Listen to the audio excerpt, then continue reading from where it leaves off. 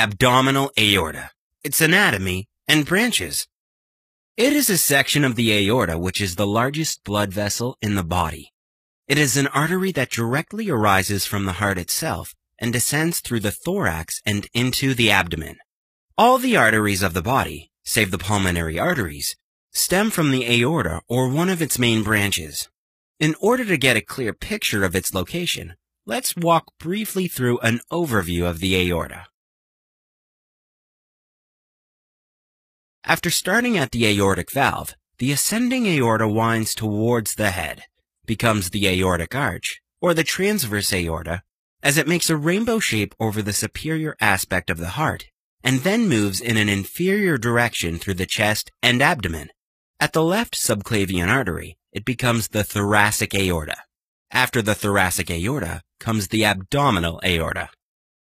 The abdominal aorta, the largest artery in the abdomen, begins at the level of the diaphragm and lies anterior to the vertebrae, and runs parallel to the inferior vena cava. It ends where the abdominal aorta divides into its terminal branches.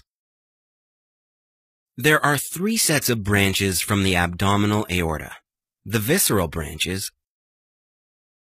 the celiac, the superior mesenteric, the inferior mesenteric, the middle suprarenals, renals, and gonadals.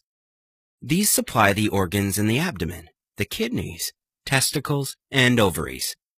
The parietal branches, the inferior phrenics, lumbars, and median sacral, which ascend to supply the diaphragm and the posterior abdominal walls. And the terminal branches, the common iliacs, which supply the lower extremities, the organs of the pelvis and the pelvic wall. Of these arteries, the paired arteries are as follows: the suprarenals, the renals, the gonadals, the inferior phrenics, the lumbars, and the common iliacs.